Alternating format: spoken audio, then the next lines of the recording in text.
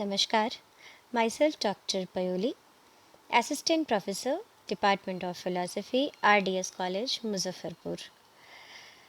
आज मैं जो विषय आपके सामने लेकर उपस्थित हुई हूँ वो है रैशनलिज्म या बुद्धिवाद एक ज्ञान मीमांसा सिद्धांत के रूप में। ज्ञान शब्द का प्रयोग जहाँ हम अपने दैनिक जीवन में करते हैं वहीं दर्शन पे भी इस पर विस्तृत चर्चाएं हुई हैं। भारतीय दर्शन भी ज्ञान के ऊपर बातें करता है और पाश्चात्य दर्शन में भी ज्ञान पर विचार किया गया है, परंतु दोनों ही सिद्धांतों का जो मौलिक अंतर है वो है उसका दृष्टिकोण। भारतीय दर्शन जहाँ ज्ञान को साधन मानता है जिसके द्वारा हम मोक्ष की प्राप्ति करते हैं, वहीं पाश्चात्य दर्शन में ज्ञान को साध्य माना गया है। तो यहाँ सहज ही एक प्रश्न उपस्थित होता है कि अगर ज्ञान साध्य है तो उसके साधन क्या हैं। इस पर अलग अलग सिद्धांतों ने अलग अलग तरह से विचार किया है। तो आइए हम उसकी एक संक्षिप्त व्याख्या आपके सामने प्रस्तुत करें। सर्वप्रथम हमारे मन में एक प्रश्न उपस्थित होता है कि ज्ञान क्या है, ज्ञान प्राप्ति के साधन क्या हैं, ज्ञाता और ज्ञेय में संबंध क्या है, ज्ञान की सत्यता या असत्यता हम किस प्रकार निर्धारित कर सकते हैं। ज्ञान के लिए अंग्रेजी में जिस शब्द का हम प्रायः व्यवहार करते हैं वो है नॉलेज। नॉलेज शब्द नो का प्रतिफल है। नो को हम कई अर्थों में जानते हैं, जैसे जब हम कहते हैं ही नोज स्विमिंग तथा ही नोज अकबर।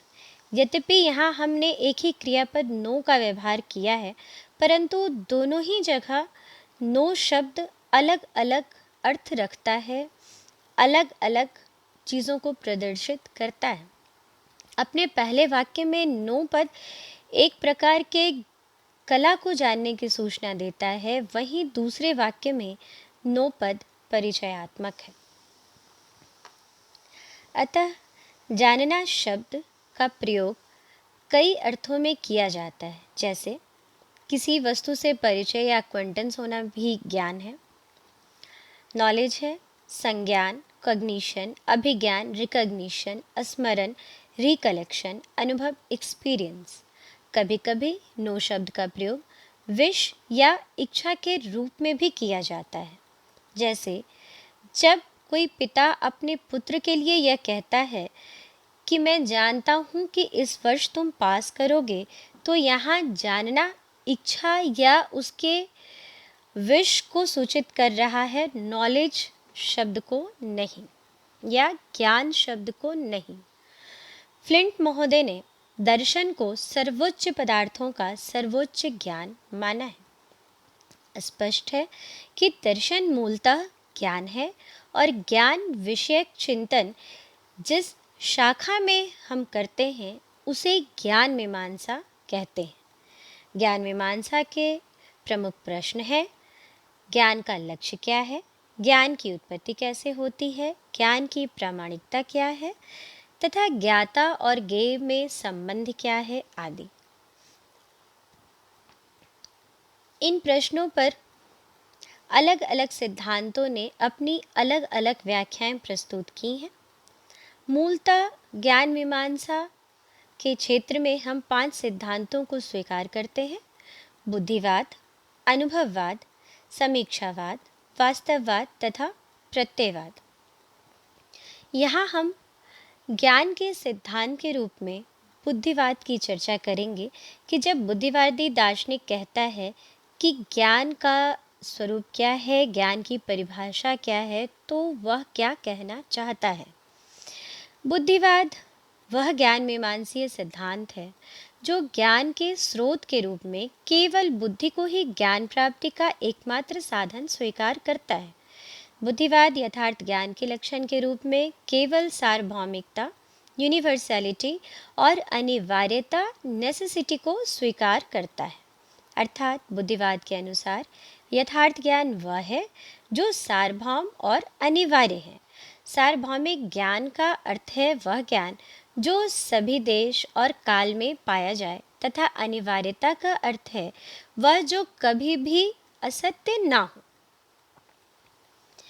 तो प्रश्न उठता है कि इस प्रकार का ज्ञान हमें कहाँ प्राप्त हो सकता है।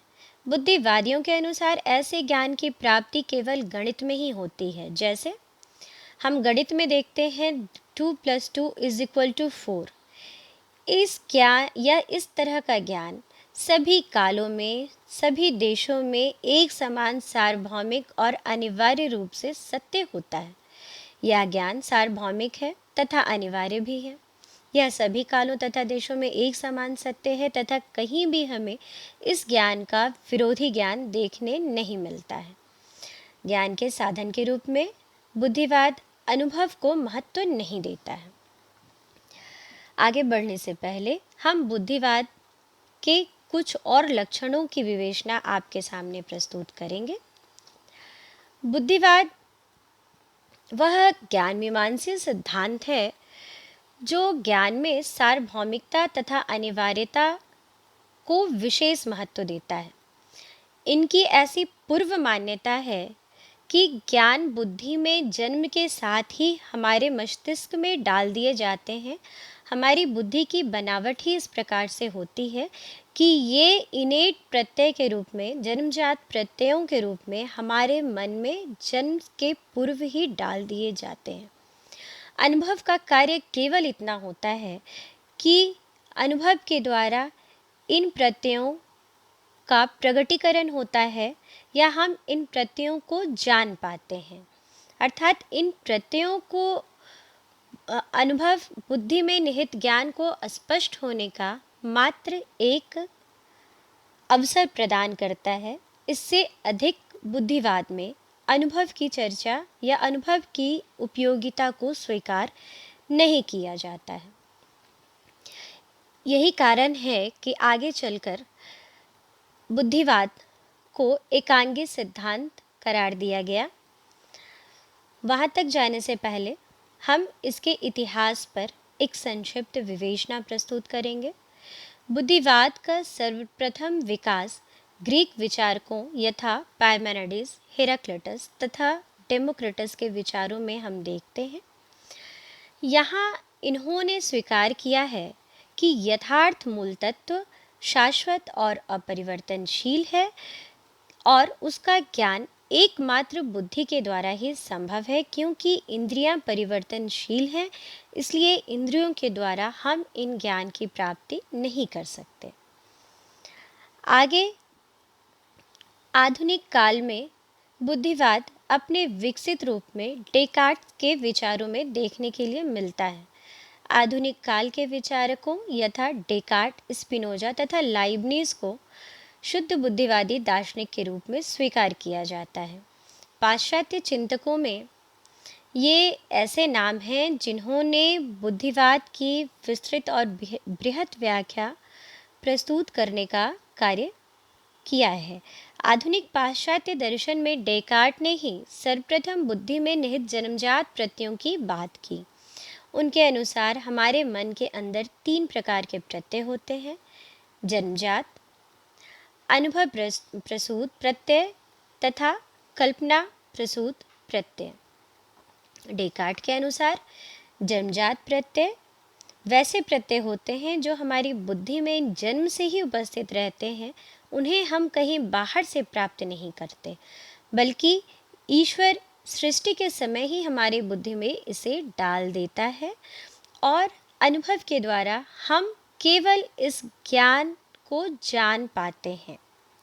ये प्रत्यय स्वयं सिद्ध के रूप में हमारे मस्तिष्क में होते हैं, जिनके बौद्धिक विकास से ज्ञान विकसित होता है। जन्मजात प्रत्यय के उदाहरण हैं पूर्णता का प्रत्यय, विचार के मौलिक नियम का प्रत्यय आदि। इन जन्मजात प्रत्ययों से जो ज्ञान हमें प्राप्त होता है उसे डेकार्ट सत्य और यथार्थ ज्ञान मानते हैं, क्योंकि यह ईश्वर प्रदत्त है और ईश्वर प्रवंचक नहीं। और चूंकि ये प्रत्यय हम सबों के अंदर एक समान उपस्थित है, इसलिए इनसे प्राप्त ज्ञान सार्वभौम और अनिवार्य होता है। बुद्धिवाद अपने इन्हीं कारणों से एकांगी सिद्धांत के रूप में जाना जाता है कि क्योंकि यहाँ हम ज्ञान के केवल एक पक्ष की ही व्याख्या कर पाते हैं, ज्ञान के सार्वभौम और अनिवार्यता के ऊपर। परंतु अगर ज्ञान में हम नवीनता की बात न करें तो ज्ञान का स्वरूप अधूरा रह जाता है। आगे मैं अपने नेक्स्ट वीडियो में बुद्धिवादी दार्शनिकों डेकार्ट, स्पिनोजा एवं लाइबनिज की एक संक्षिप्त व्याख्या प्रस्तुत करूंगी। धन्यवाद।